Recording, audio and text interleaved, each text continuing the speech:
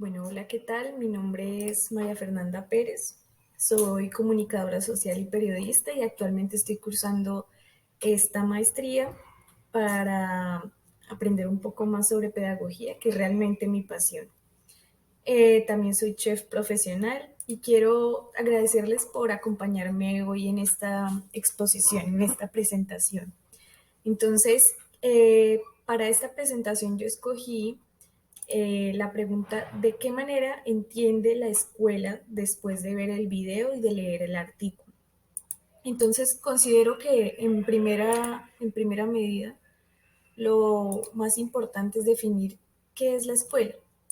Entonces, Carlos Calvo en el video y también en el artículo que nos compartió el profesor, pudimos entender que la escuela es el espacio, ¿sí? Es el espacio no solamente físico, sino de algún modo construido socialmente para, para la enseñanza, más que para el aprendizaje, porque realmente el aprendizaje es algo continuo que tenemos no solamente dentro de una institución, sino fuera de ella también.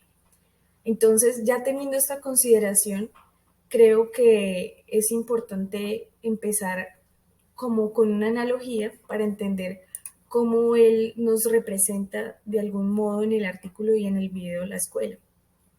Y asimismo, quiero expresarles cómo entiendo yo ahora la escuela después de esta lectura, de estas concepciones. Entonces quiero compartir con ustedes esta película, se llama Freedom Writers, y es sobre una profesora que va a enseñar en una escuela de Long Beach en California. Resulta que esta escuela donde ella llega tiene la posibilidad de empezar a enseñar en un curso que es un poco complejo, ya que esta escuela primero está ubicada en una zona donde hay poco nivel socioeconómico, sociocultural. Entonces, las personas que van allí son personas de barrios marginales, personas afro, también son personas latinas, sí, personas con bajos recursos y que además están inmersas en situaciones como no tan buenas, sí, realmente como de violencia, condiciones de pandillas, sí, de múltiples eh, problemas culturales, ¿sí? Entonces, estando allí, ella empieza a notar que realmente a estos estudiantes no se les ha cultivado en ningún momento el deseo de aprender, ¿sí? No se les nota esa necesidad. Realmente hay unos que ni siquiera van, o que si van se toman como juego el hecho de estar allá en esa institución. Y primero considero que es por el espacio, porque ella en otra parte de la película los lleva a conocer de la mano de personas que realmente vivieron en el Holocausto, y empiezan ellos a entender fue todo este proceso, cómo fue la historia, y van a un museo. Y entonces entiendo muy bien la concepción de Carlos Calvo cuando dice que no es, el aprendizaje no es solamente en un espacio físico, ¿sí? Sino que es algo vitalicio, es algo que se encuentra en cualquier parte, en el hogar, en la escuela, bueno, en el trabajo, en muchos lugares, y que es algo que no se deja de hacer durante toda la vida del ser humano. Y también considero que entonces es necesario tener en cuenta estas nociones que él menciona, que me parecen fundamentales para poder hablar sobre este concepto de la escuela. Entonces él menciona que la educación es la pregunta y la escuela es la respuesta. ¿Por qué? La educación es la pregunta porque nos mantiene la duda, nos mantiene expectantes, nos mantiene experimentales. Entonces mantiene no solamente al alumno, sino también al profesor, al maestro, en esa continua búsqueda del saber, ¿sí? Del conocimiento, de todo lo que nos rodea, ¿sí? Cuestionarse no solamente lo que es específicamente consciente, sino también todo aquello que es inconsciente, y cuestionarse eso. y asimismo cuestionarse también el lugar y los enfoques que puede empezar a requerir una persona para su aprendizaje, porque no todos aprendemos igual. Y en el punto donde menciona que la escuela es la respuesta, no es porque la escuela sea tal cual así, literalmente, la escuela es la respuesta a todos los males, a todo. No, ahí él menciona que la escuela es la respuesta porque nos entrega todo ya, así, para repetir, desmenuzado.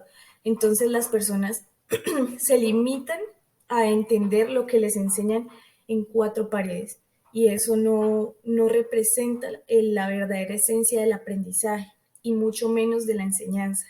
Entonces, él menciona que este es uno de los primeros errores que comete la escuela y es que nos otorga todo, todo, todo y al final no nada, ¿sí? No completo, porque no nos está dando pensamiento crítico y sin pensamiento crítico nos quedamos como máquinas que repiten y repiten y repiten un conocimiento que damos por sentado.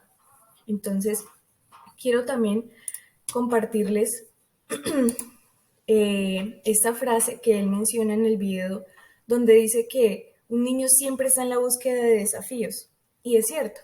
De hecho, él menciona ahí también que a veces como adultos cuestionamos esta virtud de los niños porque se exponen a algunos peligros. Y es cierto, si bien hay que cuidarlos y nosotros ya hemos vivido un poco más que ellos para entender que ciertas cosas no, ellos siempre están explorando. Y él menciona ahí que los niños son como científicos todo el tiempo, experimentando con todo, con texturas, con el olor, con todos sus sentidos, explorando todo lo que les rodea y asimismo están teniendo un aprendizaje que tal vez la escuela no concibe realmente como aprendizaje, pero que lo es y es esencial.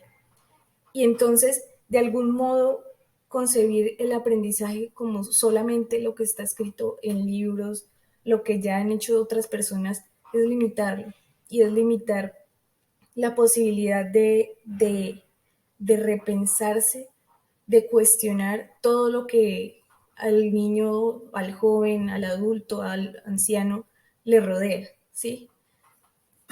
Bueno, también él menciona algo muy importante y es que la escuela tiene unos defectos principales y es que impone, separa y cohíbe. ¿Por qué?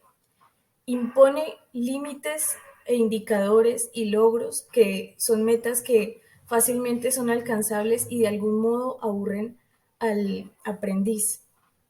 ¿Por qué? Porque no encuentra otra forma de seguir buscando, de cuestionarse qué hay más allá de las cuatro paredes. Y aquí donde mencionan no separar, bueno, habla de una parte que me pareció también supremamente importante y es donde menciona que la escuela está como en un trocito del territorio, pero nunca sale al territorio, ¿sí? Y es en el territorio donde se da cuenta el estudiante o el aprendiz o el alumno, como ustedes lo quieran llamar, de las necesidades de aprendizaje tan distintas y tan plurales que existen. Entonces, me parece importante mencionar eso también, que no solamente es en esa ubicación física y mental donde se puede encontrar el aprendizaje. Y tercero, no cohibir. Cohibir el aprendizaje es simplemente no dar espacio a las preguntas. Y de hecho, él menciona ahí que muchas veces cometemos el error como docentes o como profesores de no dar el espacio a la duda, ¿sí? Y de criticar de algún modo las dudas que tienen los estudiantes y de algún modo minimizarlas. Y eso es un error garrafal. También menciona algo muy importante y es que hay que respetar y explorar las posibilidades de la equivocación. Y eso lo traigo a colación un poco en conexión en la cuestión de no cohibir. ¿Por qué? Porque siempre vemos el error como la pérdida, ¿sí? Entonces, en los métodos de evaluación siempre cometemos ese error No educamos al estudiante para que el error se supere, ¿sí? Sino lo educamos para que pierde, es algo que está mal hecho y de algún modo se sataniza el hecho de perder, poniendo una suma, poniendo eh, una carita feliz, sí, poniendo un tipo de calificación donde no debería existir una calificación, porque de eso no se trata el aprendizaje, todo lo contrario, el aprendizaje es esa búsqueda de respuestas a las equivocaciones, porque incluso los teóricos más importantes se han equivocado para poder lograr lo que son ahora. También la educación nunca termina, es vitalicia y es una característica humana. La educación alimenta la cultura humana. Hoy somos lo que somos como humanos por un primer humano que se le ocurrió poner un trozo de carne en las brasas. ¿Sí? Él no sabía que podía comer eso, no sabía que el fuego provocaba esa combinación tan perfecta de alimentos y que podrían ser tan agradables al gusto, sino por la exploración. ¿Sí? Entonces, el ser humano todo el tiempo está explorando, desde el bebé que toma una plastilina y siente su textura o siente el pasto en sus pies, o el adolescente que por primera vez da un beso, está aprendiendo. Pero entonces, como vemos esto como algo inconsciente, como un proceso inconsciente, entonces no lo tomamos como realmente aprendizaje. Y ahí es donde la escuela comete un error muy, muy puntual, y es que no le da la oportunidad al estudiante de permitirse aprender de otras formas, de permitirse entender que lo que vive fuera de la escuela, fuera del aula, es también aprendizaje. Entonces, la escuela, como se lo mencionaba, se ve limitada por cursos, por indicadores, por logros, incluso se ve limitada por el tiempo, ¿sí?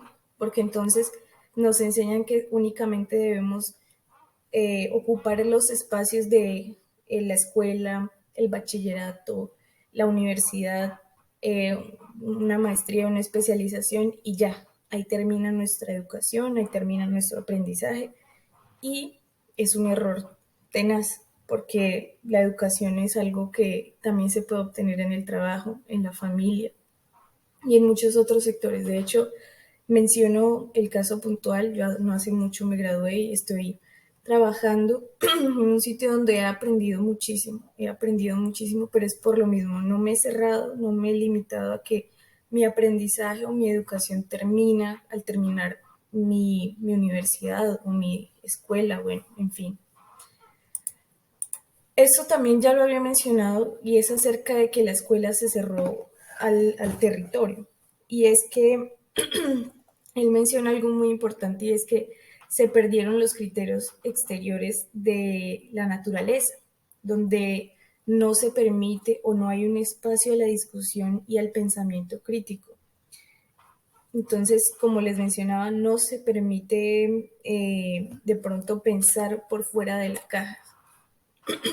Entonces, se establece como el fin de la educación estar en ese único espacio geográfico fuera de la realidad. Y finalmente, quiero compartir con ustedes esta frase que me pareció crucial y es que la educación es la creadora de la cultura humana. Y es que realmente, ¿qué sería de la humanidad sin ella? ¿Sí? Eh, podemos de algún modo eh, suprimir el hecho de que exista la escuela, ¿sí? Es algo de lo que podemos prescindir, pero de la educación no.